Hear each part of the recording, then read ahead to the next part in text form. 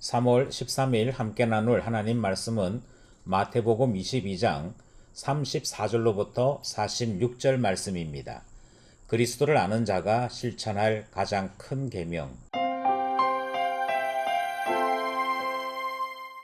마태복음 21장 이후로부터 계속 성경은 예루살렘에 있는 대제사장들이나 장로들 그리고 바리새인들이 예수님께 대해 권위로 이겨보기 위해 계속적인 질문과 논쟁을 도전했던 것을 확인할 수 있었습니다.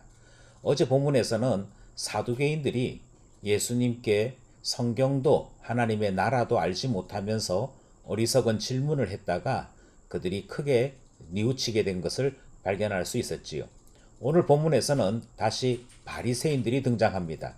그리고 여전히 그들은 질문을 통해 예수님께 대한 반감을 드러내고 있는데요. 오늘 본문이 어떻게 질문을 했고 예수님께서 그것을 어떻게 막아내셨는지 본문을 살펴보겠습니다. 오늘 본문을 두 개로 나누어 살펴보려고 합니다. 첫 번째는 바리새인들이 예수님께 질문을 한 내용이고요. 두 번째는 예수님께서 바리새인들에게 질문을 하신 것입니다. 첫 번째 문단은 34절로부터 40절입니다. 예수께서 사두개인들로 대답할 수 없게 하셨다 함을 바리새인들이 듣고 모였는데 그 중에 한 율법사가 예수를 시험하여 묻되 선생님, 율법 중에서 어느 계명이 크니까?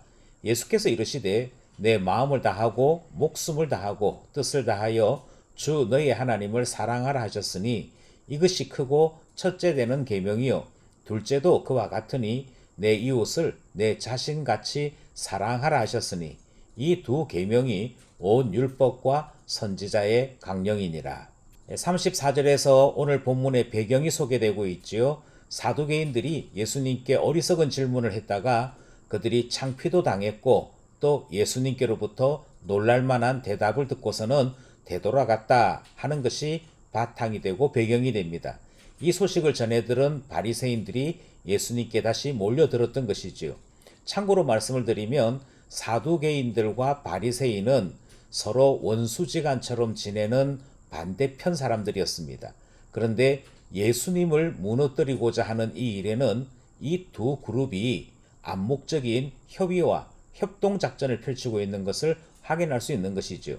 사두개인들이 실패했으니 이번에는 바리새인들이 다시 예수님을 공격하는 것이 이 34절 내용의 배경 말씀인 것입니다. 그래서 35절 말씀에 보면 선수가 한 사람 등장을 합니다. 이 사람의 이름이 한 율법사라 그렇게 소개되고 있지요. 이름은 없는데 그가 하는 일은 율법을 가르치고 또 율법을 전하는 일을 하는 사람이라 그렇게 소개하고 있습니다. 아마도 이 사람은 율법에 대해서는 자신이 있다라고 생각했던 것 같고 예수님께서 율법에 대해 잘 모르고 있겠다 하는 생각을 해서 그는 율법에 대한 질문을 예수님께 던졌던 것이지요. 그의 질문이 36절에 기록되어 있는데요. 율법 중에서 어느 계명이 크냐라고 하는 질문을 예수님께 한 것입니다. 율법만큼은 자신 있다 생각했던 이들이 예수님이 조금만 틀린 대답, 잘못된 대답을 해도 그것을 빌미로 혼을 내려고 했던 것 같습니다. 하지만 37절 말씀을 보시면 예수님께서는 친히 계명을 주신 분으로서 이 계명의 중요한 내용을 두 개로 요약하여 가르치고 계십니다. 하나는 하나님 사랑, 하나는 이웃 사랑이라고 말씀을 하시는 것이고요. 40절 말씀해 보니까 이 두 계명이 온 율법과 선지자의 강령이라 그렇게 가르쳐 주시는 내용이 등장합니다. 우리는 신약 성경을 통해서 하나님 사랑, 이웃 사랑이 온 구약의 요약, 온 율법의 요약이라는 것을 잘 알고 있습니다만 실제로 율법에서 하나님 사랑, 이웃 사랑은 함께 등장하는 내용이 아닙니다. 주님께서 이렇게 요약을 해 주셨기에 그들이 십계명도 이와 같은 구조고 율법도 이런 구조구나 하고 깨닫게 되는 것이지요. 온 율법을 주신 주님께서 율법을 요약하십니다. 온 율법의 강령은 하나님 사랑, 이웃 사랑이라 가르치시고 대답하신 내용. 첫 번째 문단 말씀입니다. 둘째 문단은 41절로부터 46절입니다. 41절 바리새인들이 모였을 때에 예수께서 그들에게 물으시되 너희는 그리스도에 대하여 어떻게 생각하느냐? 누구의 자손이냐? 대답하되 다윗의 자손이니이다. 이르시되 그러면 다윗이 성령에 감동되어 어찌 그리스도를 주라 칭하여 말하되 주께서 내 주께 이르시되 내가 너 원수를 너의 발 아래 둘 때까지 내 우편에 앉아 있으라 하셨도다 하였느냐. 다윗이 그리스도를 주라 칭하였은즉 어찌 그의 자손이 되겠느냐 하시니 한마디도 능히 대답하는 자가 없고 그날부터 감히 그에게 묻는 자도 없더라. 41절 말씀을 살펴보면 이번에는 예수님께서 바리새인들에게 반문하신 내용이 등장합니다. 아마 시간이나 장소가 좀 달랐던 것 같습니다. 그래서 바리새인들이 모였을 때라고 하는 이 시간적 한정을 소개하고 있는 것이죠. 그들이 질문을 했으니 예수님께서 다시 그들에게 질문하시는 내용인데요. 그들에게 질문하신 내용은 그리스도에 대한 것이었습니다. 이 말씀은 성경이 우리에게 주신 가장 중요한 언약의 주제, 소망의 주제인 그리스도에 대해서 알고 있느냐라고 하는 것을 물으시는 것이고요. 이것은 율법에 대해서, 성경에 대해서는 늘 자신 있다 생각했던 바리새인들에게 정말 성경이 가르치고 있는, 성경이 주목하여 우리에게 전하고 있는 그리스도에 대해서 얼마나 아는지를 물으시는 내용이었습니다. 질문은 이것이죠. 그리스도는 누구의 자손이냐? 그것이 질문이었습니다. 그런데 이들의 대답이 다윗의 자손이니다 이렇게 대답을 하지요.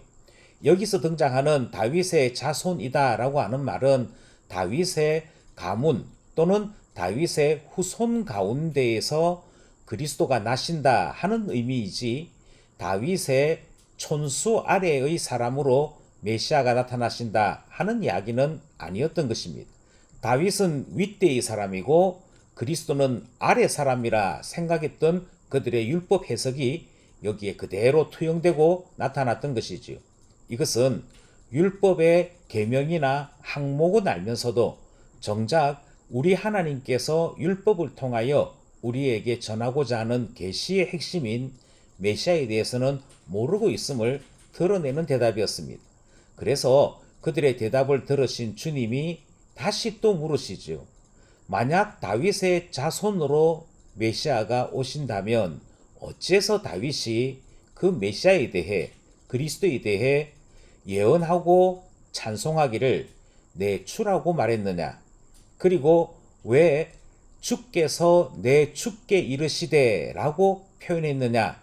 이 질문을 바리새인들에게 던지신 것입니다.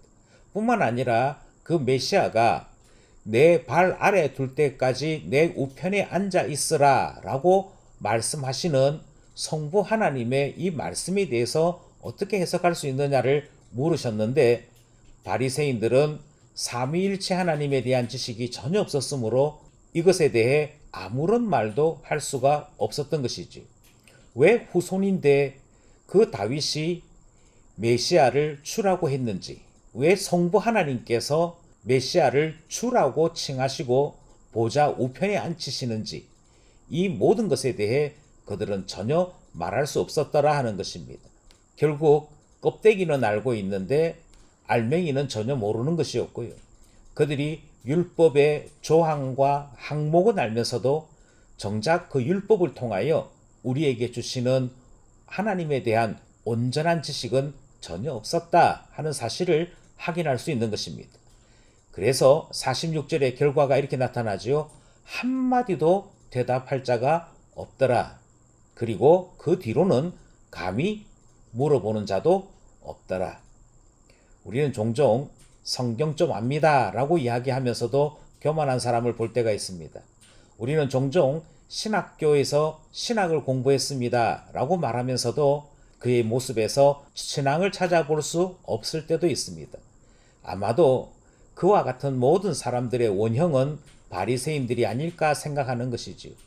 율법에 대해서 잘 안다고 예수님께 질문했으나 그리스도에 대한 어떤 지식도 찾아볼 수 없었던 바리새인들의 모습이 기록되어 있는 오늘 본문 말씀이었습니다. 본문 말씀을 쫓아 세 가지 기도 제목 함께 나누고자 합니다. 바리새인들은 자신들의 지식을 자랑하고 싶어 했습니다. 그래서 예수님께 질문의 형식으로 권위에 도전했던 것을 오늘 본문이 소개하고 있지요. 조금 안다 할 바로 그때가 스스로 올무에 걸려 넘어질 때입니다.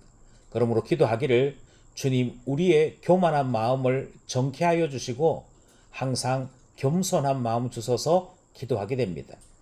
둘째로 강령의 중심은 하나님 사랑, 이웃 사랑이라고 우리는 말씀을 통해 배웠습니다. 우리는 주님의 말씀대로 살아가야 하는 말씀의 사람 곧 신자들입니다.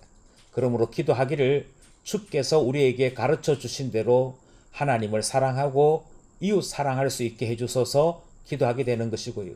이 사랑하는 마음이 항상 진심이요 언제나 한결같을 수 있도록 지켜달라 기도하게 됩니다. 마지막 세 번째 기도 제목은 그리스도가 주되심을 알지 못하여 아무 말도 하지 못한 바리새인들을 우리는 본문을 통해 발견했습니다. 우리의 신앙이 이처럼 껍데기여서는 아니 될 것입니다. 그러므로 기도하기를 주 예수 그리스도를 아는 참 믿음 주시고 우리의 믿음이 날로 깊어지게 하소서 기도하게 되는 것이지요. 오늘도 말씀과 기도로 주일을 준비하는 우리 모두가 될 수 있기를 소원합니다.